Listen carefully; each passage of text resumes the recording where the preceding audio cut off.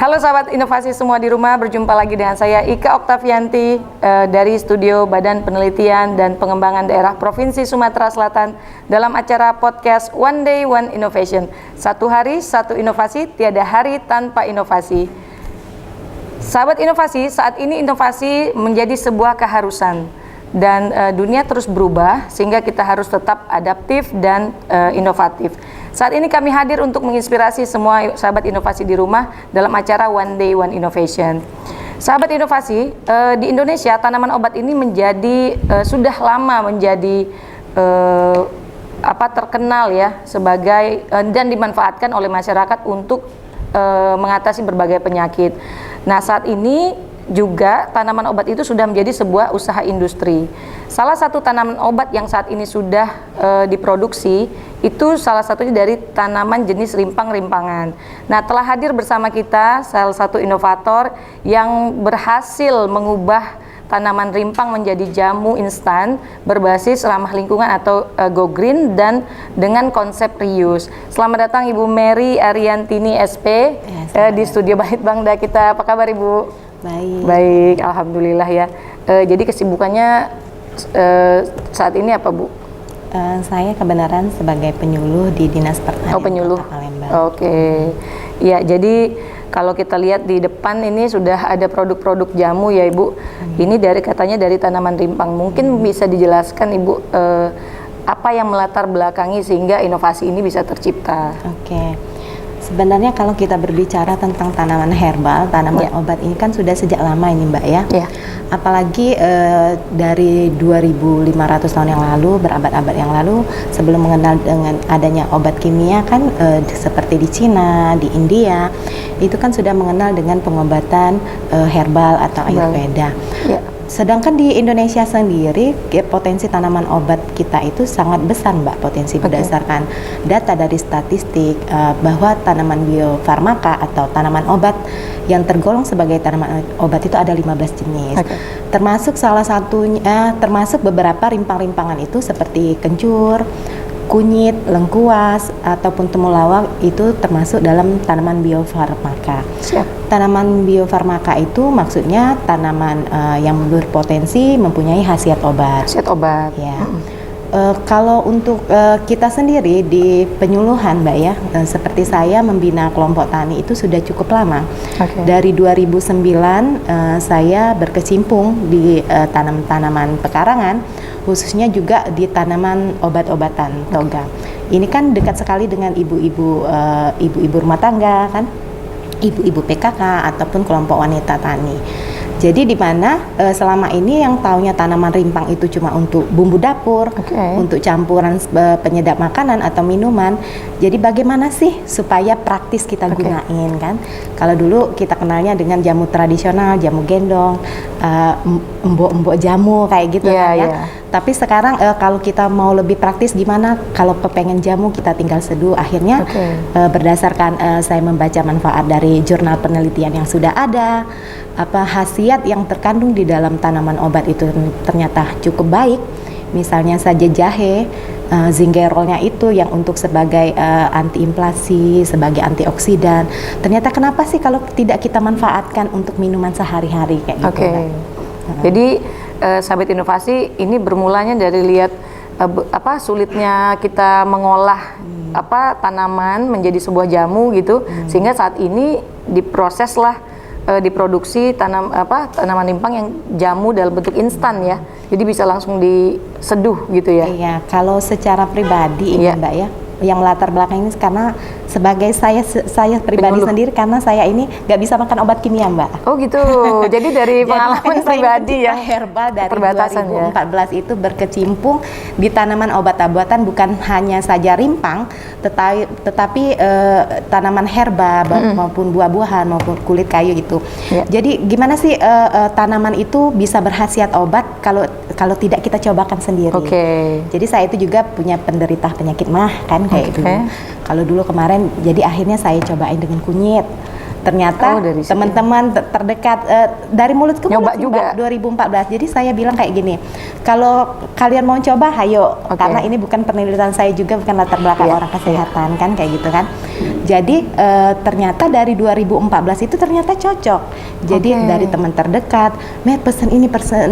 Jadi saya itu komersilnya enggak komersil yang kayak orang di sosmed, enggak Mbak. Cuma dari mulut ke mulut kayak gitu. Karena langsung nyoba gitu, nyoba terus enak, langsung ke mulut lagi gitu ya, ke orang lain lagi. Sudah lama kayak gitu kan, jadi pesan kayak gitu kan. Jadi intinya dari hobi kan. Dari hobi dan kebutuhan diri kita sendiri ya. Kita sendiri. Dan saya lihat juga potensi untuk mengelola tanaman obat ini sangat besar di kota Palembang. Ya. Gitu. Jadi yang saat ini diproses karena kita kan ada beberapa sumber yang memang banyak ya kita hasilkan sumber daya alamnya itu di Palembang. Itu apa aja, Bu?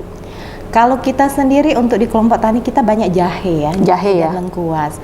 Makanya di sini saya memfokuskan ke jahe sebenarnya, ke jahe itu karena di potensi Palembang ibu-ibu itu belum bisa mengelola jahe itu gimana kan, jahe itu bisa mempunyai nilai tambah selain untuk bumbu dapur kan. Jadi makanya melalui pembinaan juga kan akhirnya mengelola tanaman jahe itu. Tetapi terbatas juga Mbak kemarin. Gimana kalau saya yang tidak bisa gula katanya? Saya ini diabetes. Kalau misalnya instan ini kan harus ditambah gula minimal kan, harus instan. Jadi makanya kemarin bersama Dinas Pertanian dan Ketahanan Pangan, saya juga melakukan uji coba ada tanaman herbal yang bernama namanya itu stevia kan. Sebenarnya itu sudah lama sekali saya teliti dari tahun 2008 kan. Saya juga berkecimpung dengan orang-orang kesehatan. Ternyata tanaman herbal stevia itu bisa diubah menjadi gula. Jadi makanya alami ya. Alami gimana sih kurkuma itu, temulawak itu bisa diminum dengan tanpa gula, tapi dengan gula alami. Makanya kemarin melalui Dinas Pertanian, Ketahanan Pangan Kota Palembang, kita bersama-sama untuk mempatenkan campuran pemanis. Jadi produk yang kita saksikan saat ini itu sudah manis ya, dan alami. Jadi bukan pakai pemanis buatan. Tapi ini bukan yang dari stevia yang di. Ini yang bukan. Masih pemanisnya itu kurma. Kurma, gula aren dan gula tebu.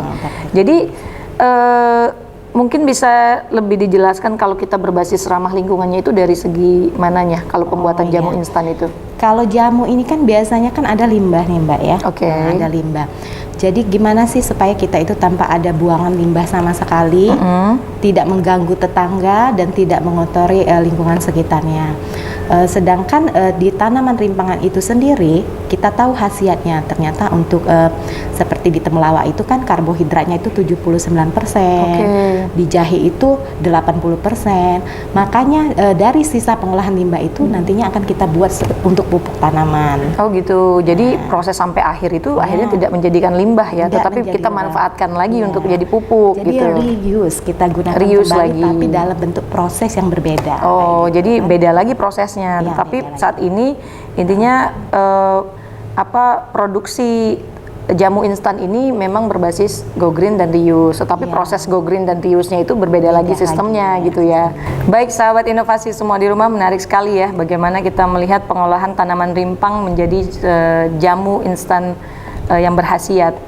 Jadi kemudian saya penasaran nih, tim yang bisa menghasilkan inovasi ini dari mana aja Bu? Kalau berbicara tim ini kan hobi ya Mbak. Hobi ya. Saya tuh belum ke komersil yang sebatas untuk jual besar kayak gitu kan. Jadi baru batas hobi. Jadi tim saya itu dari orang terdekat kan. Jadi ada mbak-mbak yang bantu di rumah kan. Dari keluarga. Jadi, ya dari keluarga terdekat. Karena saya itu memang pertama orangnya nggak percayaan. Karena buat jamu ini harus higienis. Karena saya yang minum sendiri kan. Jadi dari pencucian, pencucian segala macam itu memang saya yang ngawasin. Yang ngawasin sampai dia untuk mendapatkan patihnya kan.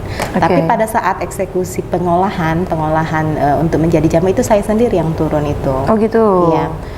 Memang sih ada yang bantu Mbak juga, cuma saya yang selalu ngawas. Jadi sampai proses akhir dan itu jadi. Tetap monitoringnya oleh Ibu Mary langsung ya. Makanya sampai sekarang kenapa tidak merekrut tenaga kerja yang begitu banyak, karena nanti kayaknya karena saya itu ya untuk itu tidak mudah kayak gitu kan. Mereka minimal harus paham juga kan. Mungkin harus dapat pelatihan dulu ya sebagai. Cuma ini udah diproduksi banyak atau gimana Bu? Kebenaran banyak ini. Udah. Karena dari mulut ke mulut tadi ya? Iya, dari mulut ke mulut. Sebenarnya yang kayak dari Kalimantan, mereka itu 1 kilo. Sebenarnya gitu. tidak dalam kemasan ini. Mungkin mereka menjual juga ya Mbak. Jual reseller ya? Reseller. Ya terserah mereka mau reseller apa tidak ya. Yang penting dianya beli.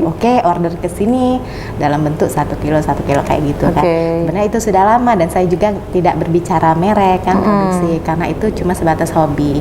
Dan kebenaran juga mereka mau menunggu. Ibu, gitu. Kapan sih Bu produksi? Nanti tunggu saya agak santai. Oh, jadi ini sistemnya pre-order ya? Kemarin, iya. Jadi ada yang setelah ke depan mungkin saya akan merencanakan juga. Oh, bagus juga ternyata kan. Untuk kedepannya, alhamdulillah juga kan disupport oleh Dinas Pertanian dan Ketahanan Pangan. Jadi udah kerjasama ya. Ke depan itu kita mungkin berbicaranya agak ke komersil kali ya. Memperluas ya, sharing khasiat obat nih. Iya kan, jadi kita membantu sharing khasiat obat, tapi nggak perlu ribet lagi ngulek-ngulek, jadi tinggal seduh aja gitu ya. Iya, masa mau buat jamu tangan kuning setiap saat kan? Mungkin kan. Kalau saya kebetulan juga pecinta jamu mbok-mbok yang suka datang di depan rumah gitu, tapi kan kalau dianya nggak datang berarti kita nggak minum jamu gitu loh. Kalau ini kan bisa langsung seduh nantinya gitu ya. Terima kasih. Kemudian kesan apa nih yang bisa pesan untuk pemirsa di rumah dari inovasi yang Ibu bisa menginspirasi sahabat inovasi di rumah? Sebenarnya buat ibu-ibu di rumah yang selama ini sudah tidak asing untuk tumbuhan kayak empon-emponan ini, tetaplah mungkin selama ini mereka sudah Mbak memanfaatkan untuk kita sendiri di 18 kecamatan Kota Palembang ini mereka memanfaatkan toga kan, karena program dari Ibu Wali Kota kita sendiri kan untuk toga itu perlu pengembangan dan mereka sudah jadi tidak asing buat mereka, jadi tetaplah terus berkarya, tetap manfaatkan tanaman obat yang ada, nggak ada lahan yang luas di pot jadilah atau di karung jadilah. Intinya manfaatkan tanaman obat yang sudah ada selama ini, lestarikan. Kalau bisa untuk menambah nilai pemanfaatan, nilai tambah pendapatan, kita belajar produksi untuk menjadi lebih mengolah komersil. Mengolah. Tentunya harus disupport oleh stakeholder yang ada pastinya. Ya, itu dia sahabat inovasi pesan dari Bu Mary. Berarti kita harus memanfaatkan, tidak perlu lahan yang luas, tetapi cukup dari pot atau dari lahannya kecil aja bisa kita manfaatkan untuk nanam tanaman obat ya, yang bisa bermanfaat untuk keluarga kita sendiri dan juga bisa kita manfaatkan secara komersil ya Ibu ya. Terima kasih Ibu Mary sudah datang ke Studio Balitbangda. Kami terinspirasi sekali nih dari inovasi yang sudah dihadirkan di sini. Mudah-mudahan kita ketemu lagi ya untuk inovasi yang lainnya gitu. Sahabat inovasi di rumah, jangan lupa kita punya jurus 4S, yaitu setiap orang adalah inovator, setiap masalah bisa menjadi peluang inovasi, setiap solusi harus sinergi, dan setiap inovasi harus konkret hasilnya. Akan bertemu lagi dengan kami di podcast selanjutnya, One Day One Innovation. Wassalamualaikum warahmatullahi wabarakatuh. Terima kasih Bu Mary.